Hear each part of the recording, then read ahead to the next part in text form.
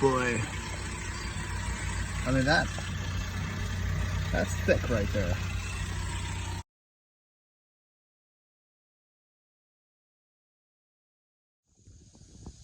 Oh man.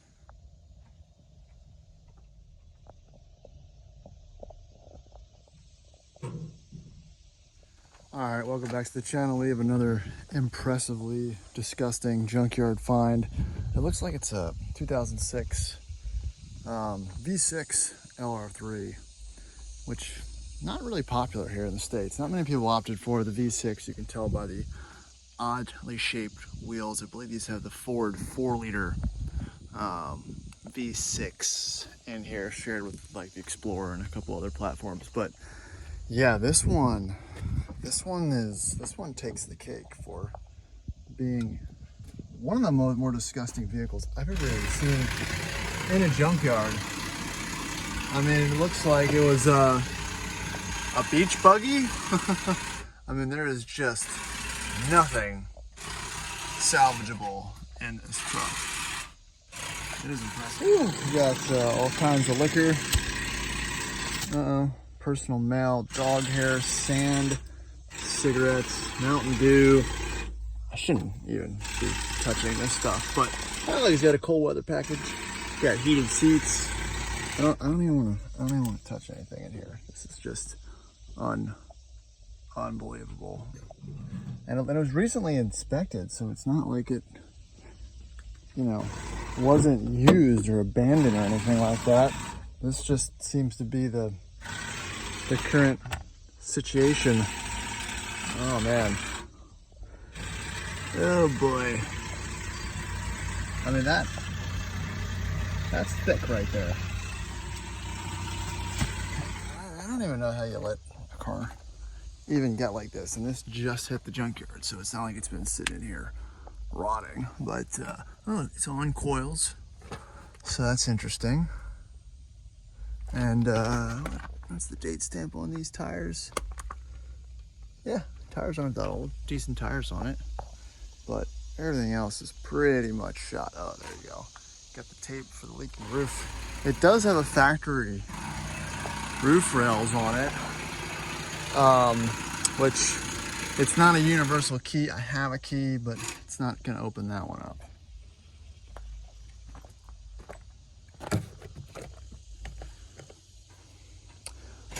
Obviously that's not gonna work. Plenty of rust.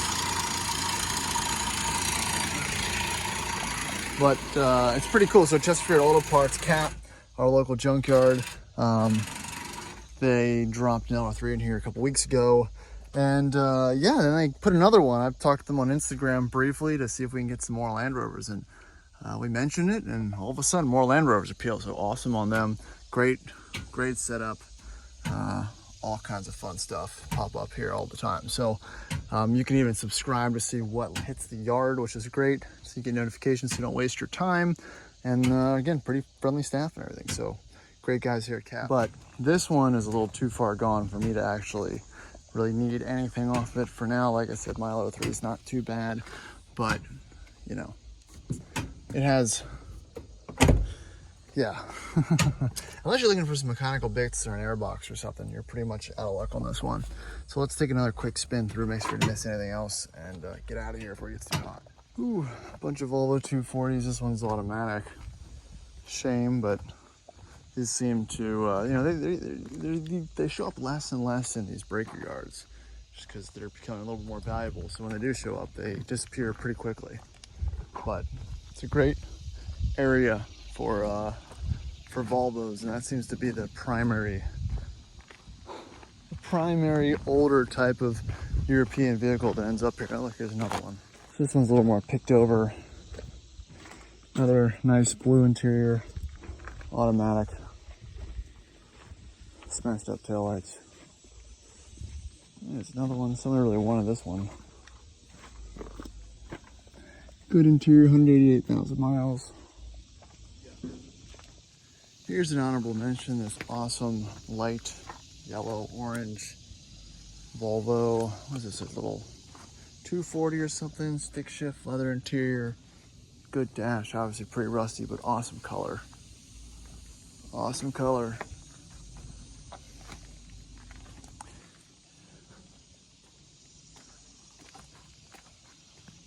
Now look.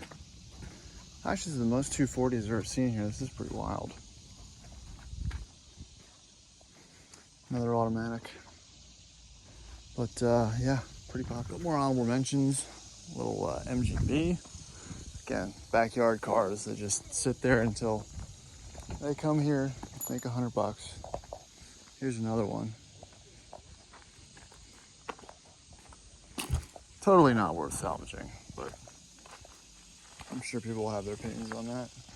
Little Carmen Ghia coupe. Looks like someone cut the front end out of it, or part of it. Rare find. Not something you really see in a East Coast junkyard that much, but you can see what happened to it probably 50 years ago. But interesting to see here nonetheless. All right, almost last but not least is the old Mercedes W126 300D. Junkyard staple. This one looks like it's been sitting on a farm or something for a while due to the rust. It's an 83. Yep. SD turbo diesel. You know, one of my first cars.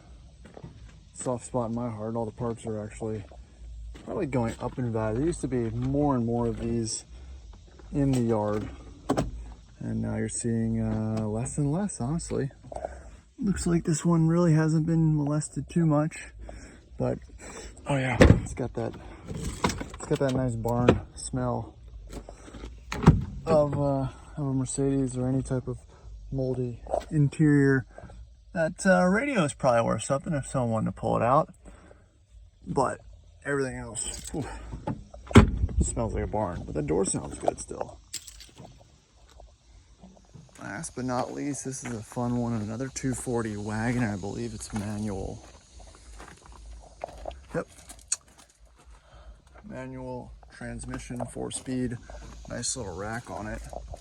Mud flaps, the whole nine. Super rusty. Obviously been sitting. Pittsburgh Scholar, just living up to the stereotype. And Harbor. Oh man. The first and original bow wagon. Well, thought I was done, but I wasn't.